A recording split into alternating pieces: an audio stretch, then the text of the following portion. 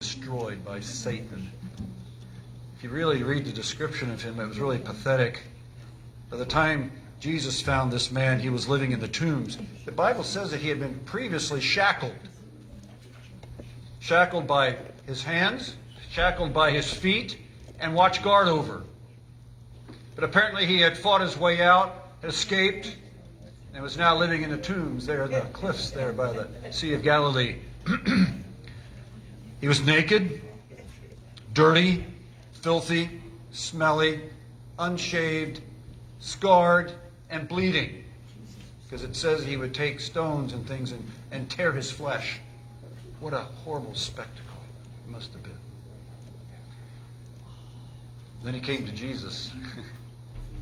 Without telling all the story, people from the hillside and from the community came down to the seaside to see this thing that was going on. And when they finally arrived, they found a man in his right mind, washed, clothed, sitting at the feet of Jesus, whole and well. Praise the Lord. And so these verses kind of speak to that. Luke chapter 8, beginning with verse 38, if you please. Now the man from whom the demons had departed begged him that he might be with him. Who's him? Jesus. In other words, please, please take me with you. But Jesus sent him away, saying, return to your own house and tell what great things God has done for you. And he went his way and proclaimed throughout the whole city what great things Jesus had done for him. So it was when Jesus returned that, I'm still studying this verse, well, that means he returned to where he had come from and returned back. But really, the Bible continues to tell us that when Jesus came back, an entire crowd was waiting to receive him. The title of my sermon today is The Ripple Effect. And some of you who go to Delco probably heard this before, so bear with me. It usually comes out a little different in the two different places, but the ripple effect. Have you ever stood by a beautiful, quiet lake or a pond? A lake and a pond so quiet and still that it was almost like a mirror, reflecting the sky, reflecting the trees, reflecting the mountains around. You ever been there? You ever been to one of those places? Kind of a cool place to stay. It's so beautiful, isn't it? It's just so still and so quiet there.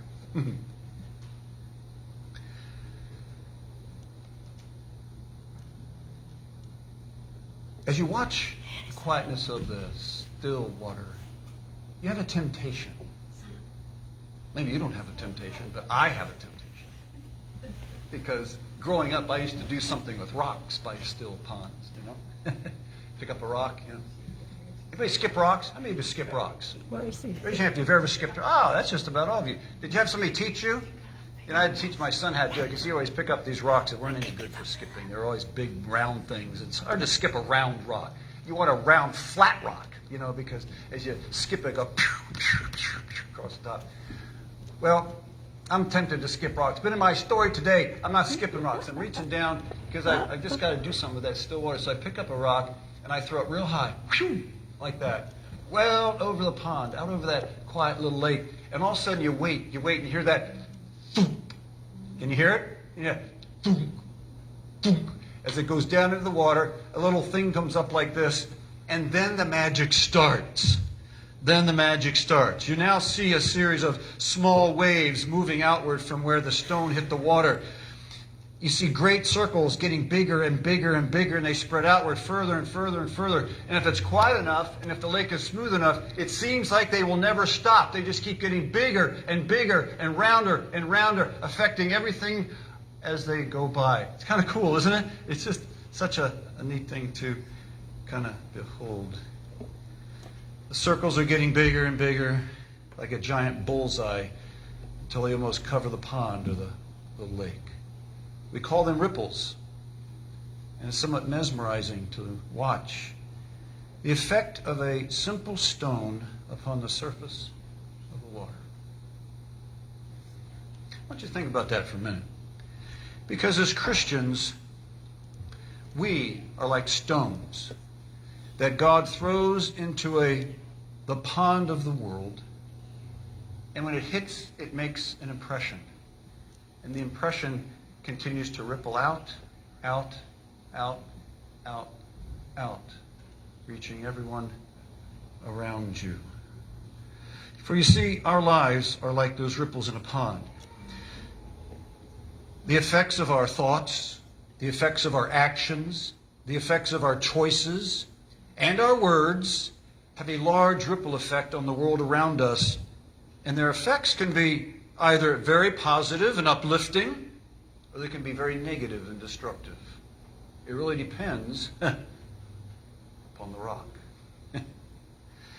Jesus said one time, go with me to Matthew chapter 5, verse 16 for just a second. You'll know this verse well. Matthew 5 and verse 16. He kind of reflected on this phenomenon just a little bit in Matthew 5 and verse 16. He doesn't equate it to a pond in a ripple, but he says it a little different way. He says, let your light so shine before men that they may see your good works and glorify you to the Father in heaven.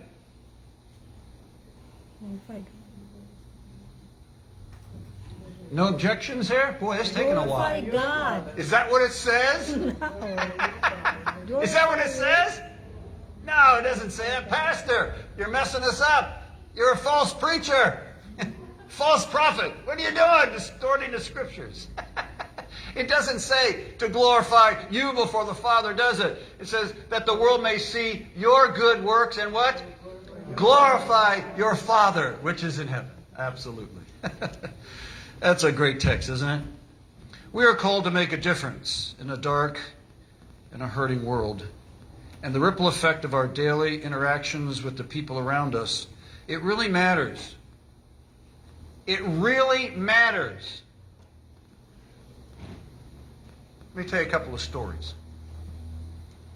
This is a story about Jenny. She was working, well, she still works, but I mean, when she was working her formal job, she used to come and go to lunch with some of her colleagues at lunchtime. You have to help me with this story a little bit, sweetheart, so I don't get it messed up or over-embellish it. But anyway, she'd go to lunch with some of her colleagues, and there's a couple of places they would go for lunch.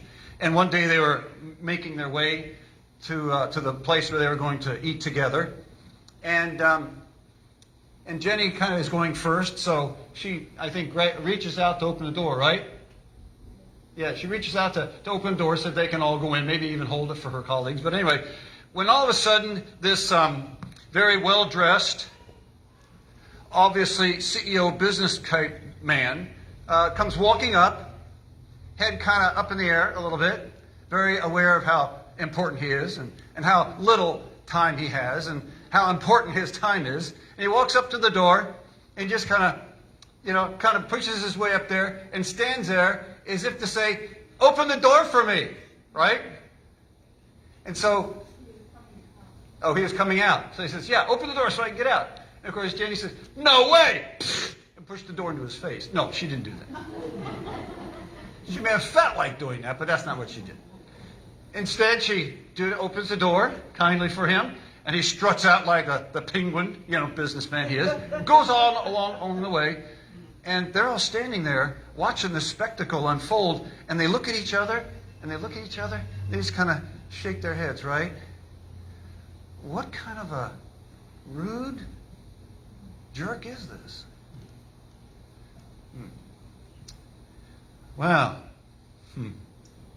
His time obviously is more important than theirs.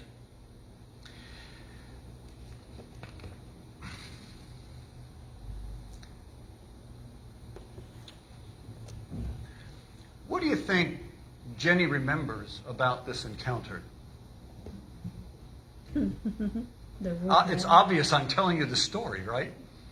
Now, it would have been nice if he had stopped before coming out and he stepped down and says, excuse me, let me get the door for you, ladies and gentlemen. Now, that would have been a nice remembrance, wouldn't it? But that's not what she remembered. She remembered the ripple that he made in the pond, the ripple of selfish, arrogant rudeness. And that's in her head. It's in the head of her friends. And it's probably going to stay there because that's what they remember. Ripples. Ripples are important. We make them all the time. We're a part of the process. The ripple effect. Let's go back to Luke chapter 8 for just a minute and take a look at Luke chapter 8 again, about the demon. You know the story. You know the story. You know this man, horribly messed up. But there's another story going on up in the hills. You remember there's some shepherds up there. They're not shepherds. They're swine herders, I guess, because they had this large herd of swine apparently up on the bluff up there. And they were watching this whole thing unfold as Jesus commanded the demons. There's really a little insight about his command of the demons I'll have to share with you sometime. I don't have time this morning. But he commands the demons to come out and go into the swine. Oh, that's because the demons baked him. Remember they said, don't send us to the abyss or whatever. Some really interesting stuff about, man, I'm just so tempted. I can't go there. But he says, okay, send us into the swine up in the hill. Did you think Jesus knew what was going to happen when he sent up to the swine up the hill? I think he did know. So he sent them into the swine, and they all go over the cliff, down into the water, and they all drown. Well, there's somebody's livelihood down the tubes. And so they run back to town to report all that they've seen, and everybody comes out. And then, of course, we see the man by the feet of Jesus. Ripples. Ripples. Jesus and the swine got people's attention. Jesus and the man got less of their attention.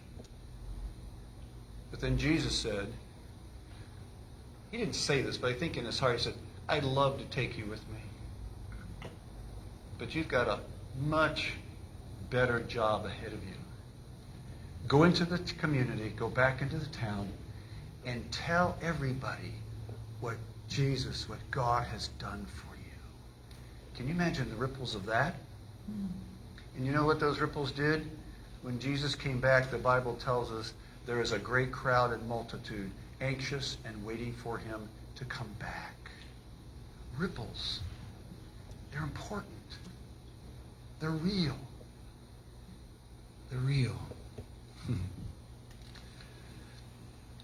have another story for you about ripples. We were on a vacation. We took about a 7 week, I think, trip out west to her brother's place one time. And we were coming back, and we were in Utah, I think it was. No, South Dakota. We were in Custer, South Dakota. Named after the great general, Custer, South Dakota. We stopped at a place to get a campsite. We were actually living out of our car. We kind of were. Living out of our van then. We had converted our van, had a bed in the back and a microwave and a little refrigerator. And so when we had to stop, if we didn't stay in a hotel, we just pulled it up. I had this air conditioner, and I made a unit I could put in my window. So we plugged the air conditioner in, and we had heater inside. We just camp out in that for a day or two or whatever. Go on.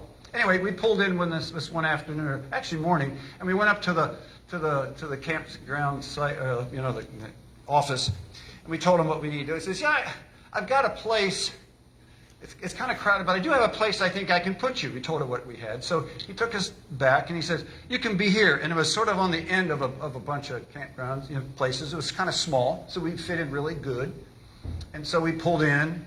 We got our stuff plugged up, and we got ourselves all settled because we were going to go out later, and look around. But anyway, we got everything worked up that we need to do.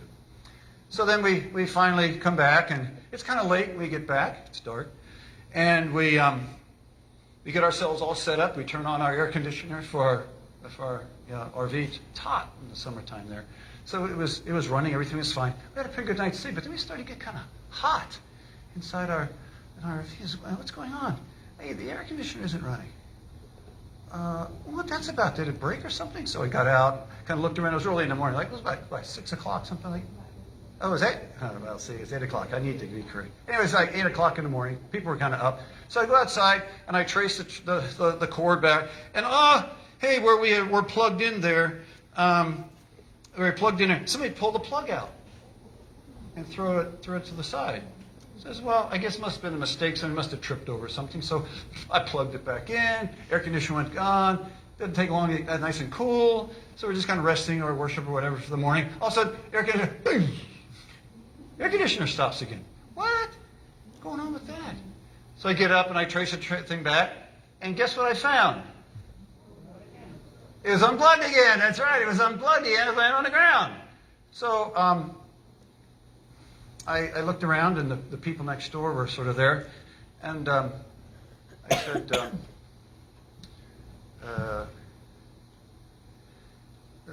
what did I say? I was trying to be I'm trying to think of how tactical I was. I had to think if I was tactical, tactful. But it had to be tactical. I had to be tactful. So I had to think that one through a little bit. So I said, "Oh, I'm sorry. Did you need the plug this morning? I know because there's two of us. They had come in during the night, and so they had their.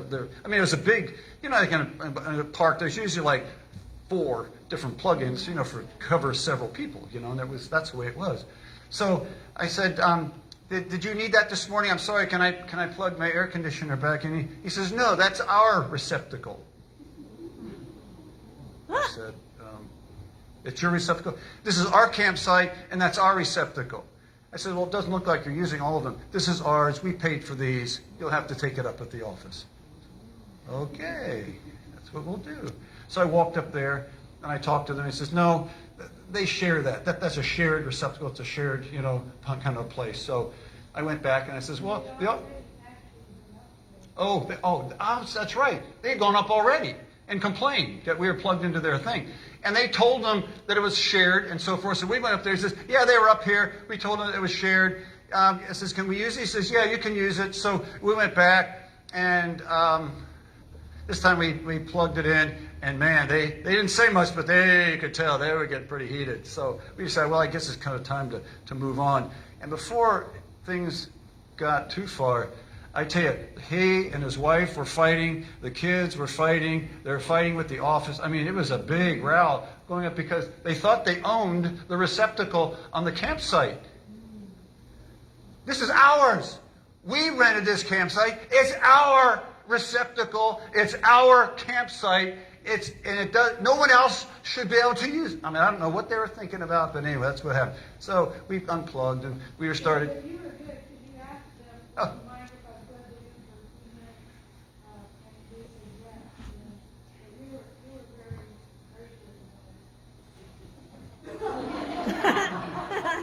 gracious. I wouldn't say that. Because we needed to deflate the bed and stuff. Yeah, we need to get going.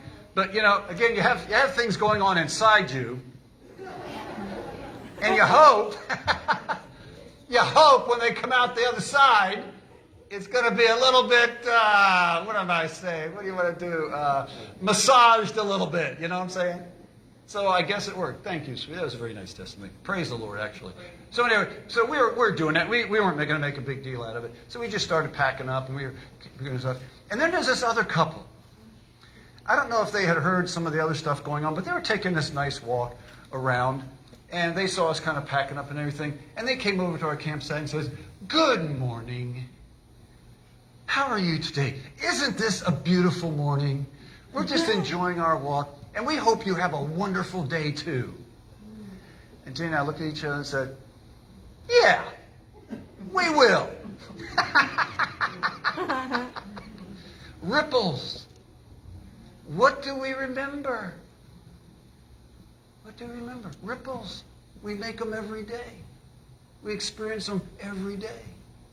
We have opportunities every day. What ripples do we remember? Acts chapter 9, verse 36. Go with me there for just a minute. Acts chapter 9, verse 36. There's a story there about an interesting woman. Her name was Dorcas. You know the story. Acts 9 and verse 36. It says, at Joppa there is a certain disciple named Tabitha, which is translated Dorcas. This woman was full of good works and charitable deeds, which she did, but it happened in those days that she became sick and died. When they had washed her body, they laid her in the upper room. And since Lydia was near Joppa and the disciples had heard that Peter was there, they sent 2 men to him, imploring him not to delay in coming to them. Then Peter arose and went with them, and when he had come, they brought him to the upper room. And all the widows stood by him weeping. Windows. Sometimes my windows weep, but that's because it's raining. The widows stood by him weeping, showing the tunics and the garments which Dorcas had made while she was with them. But Peter put them all out. He knelt down and prayed. And turning to the body, he said, it's interesting, turning to the body, he said, Tabitha, arise. And she opened her eyes. And when she saw Peter, she sat up. Then he gave her his hand and lifted her up. And when he had called the saints and widows, he presented her alive. And it became known throughout all of Joppa, and many believed in the Lord. I ask myself this question once in a while. If I was to die or in my neighborhood, and I'm at the funeral home, what would my neighbors be saying as they're looking at me? Are they talking about the kind deeds and the helpful things I did, or how my influence on the neighborhood was positive and whatever? Or do they say, I tell you, you talk about a picky neighbor. Can't do anything, touch his ground, he's all over you. Call the police because we make noise down the street. Yeah.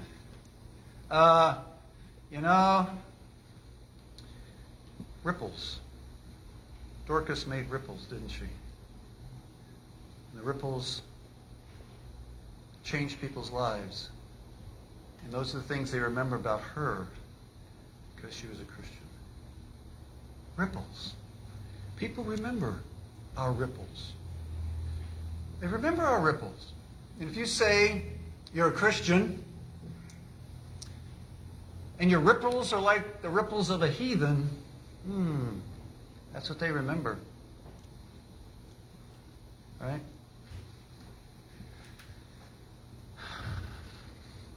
When we're going down the road and one of those impatient drivers pull in front of us, make us stop and make us afraid, do we give him a little salute? You know the kind of salute I'm talking about too, don't you? You roll the window down and just give a little, hey, you! Who do you think you are? Is that what we do? Maybe they need that, but you know what I'm saying? What kind of ripples?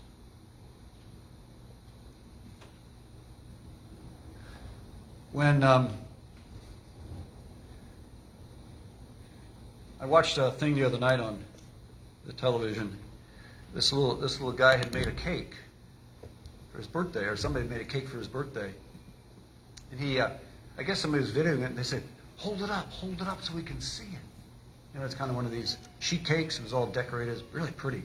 So he lifts it up like this so that they can see it. I don't know if they said, lift it higher, but he lifted it up so high, you know what the cake did? It just peeled itself right out of the pan.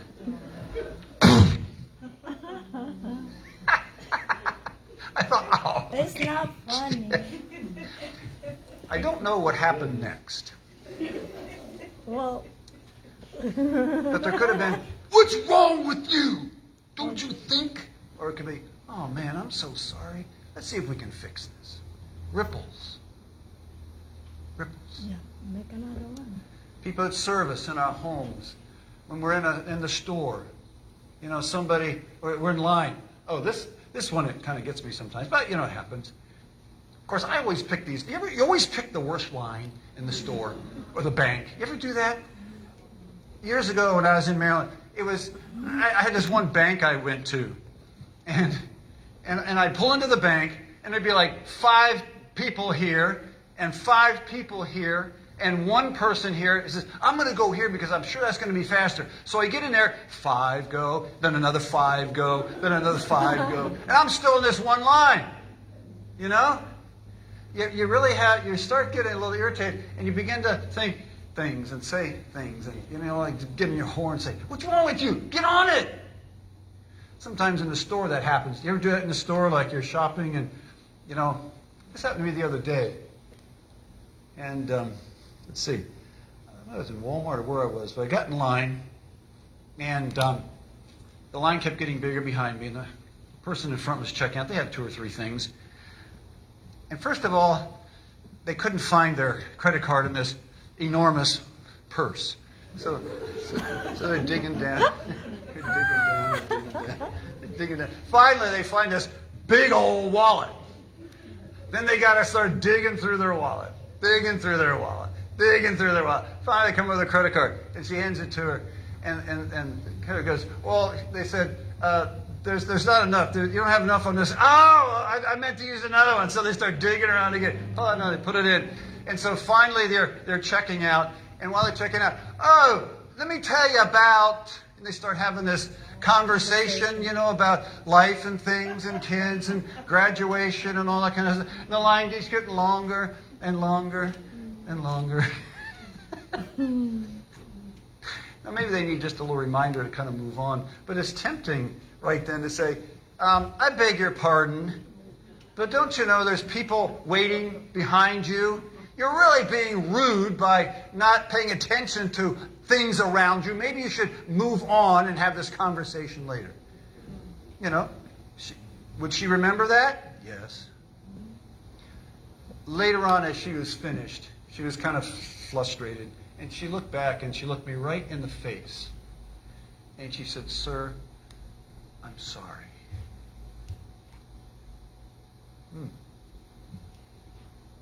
I says, "That's fine. No problem." And I just smiled back at her. Ripples. I don't know how her day went. Ripples. Ripples. That's kind of how it works, isn't it? We saw this at a PT's one time. You ever been to PT's? They had great PT's have a great veggie burger. They really do. Anyway, waiting in line. Anyways, you go in. There's 2 lines inside. One is to order, and one is to kind of wait for drinks. So we went in one day. We had already done our order. We were going up to kind of wait for a drink refill or something. And the lines were kind of skewed together, and so we were standing there. And Jenny just kind of turns to the man next to her because we weren't sure what line he was in. Whether it was this line or whether it was this line, because we didn't want to get ahead of him. We just wanted to know where the line was. So he says, "Is this the line for the drinks, or is this the line to order?" It's, to pay. And what did he say? He looks at you like, I can't. Look at Jenny. She's good at this. She's got this facial thing. Go ahead, do it. Do it for him. She can't do it now. Women have that thing, where I can't do it, but it's like, looks at her, and what does he say? "This is the line to pay." Okay. This is the one. Thank you. I got to thinking, you didn't need the attitude. All you need to say is, "I'm sorry, man, this is the line to pay. Are you paying too?" Or, or "Why don't you get ahead of me?" Could do that.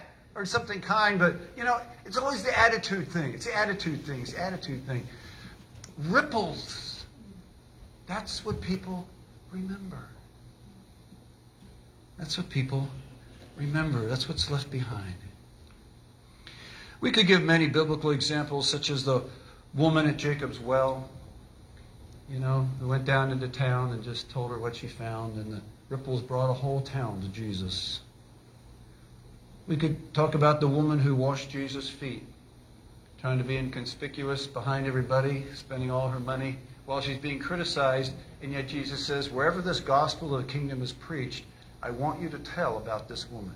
Wow, ripples, ripples, ripples. We could talk about a lot of things, but our lives leave ripples behind. I guess that's the message this morning. Kind words versus harsh words.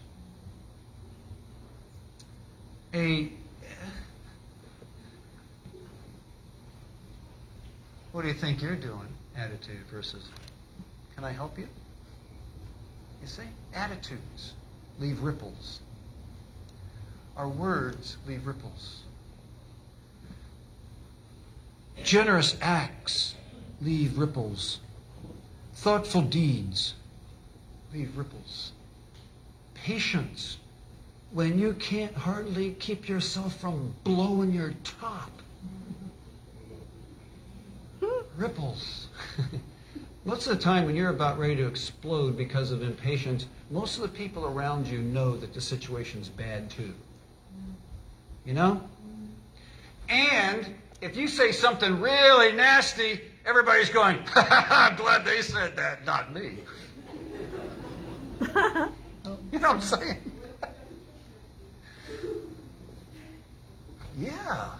You know, instead of holding yourself and saying something kind, and you know what happens with all the people around you when you do that? It settles everybody else too. The ripples go out. It's like this woman that was spending all this time at the register. You know, if we could have talked to her for just a couple minutes, we'd have probably found she's very lonely. She's got a lot of issues going on. This may have been the only contact she had for the day.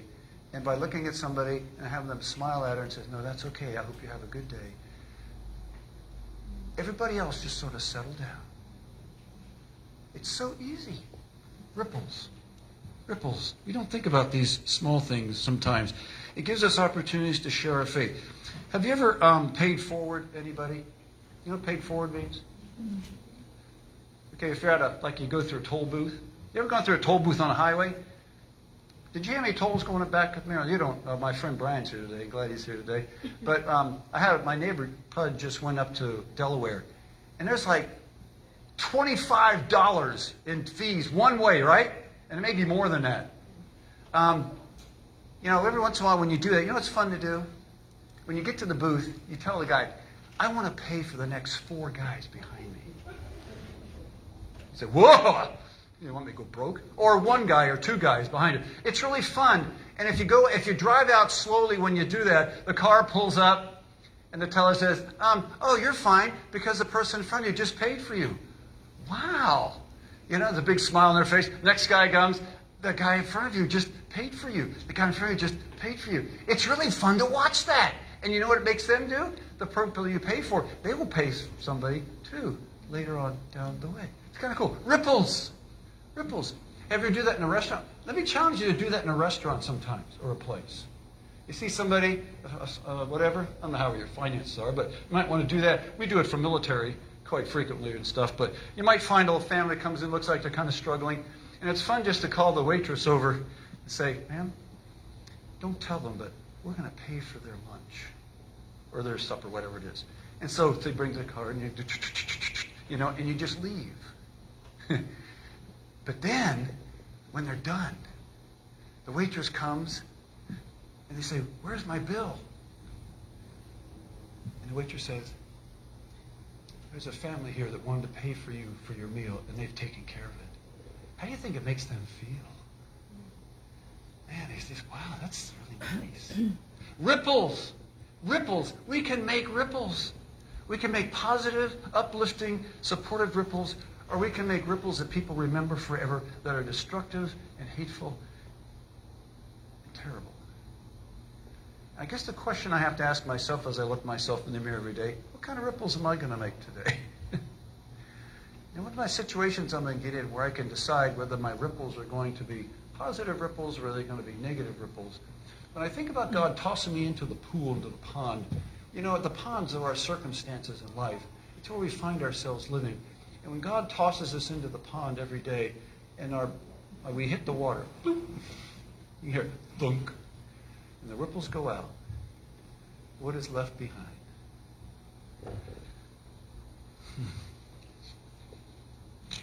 Guess that's it. I'm done. Ripples. I don't have any more. We could go on and talk about it. It's so easy to be gracious. It's so rewarding to be kind. It's so much fun to diffuse tense situations. You know, the psalm or the proverb is the Solomon said one time, a kind word does what? Turneth away wrath. You know, that is so true. If you want to diffuse a situation, just return evil with good, or return a cut with a compliment, or return an angry word with a smile and an affirmation of the other person. And you will be amazed at what evil that will prevent. The ripple effect. Think about it. Think about it. God has called us to be stones in the pond. And I know that he will bless and use us as we go and live our lives. That our ripples will change the world. Let's finish our service today by going to your hymnals to hymn number, let's see, was it 580? I think it is 580. It's one you know really well. It's called This Little Light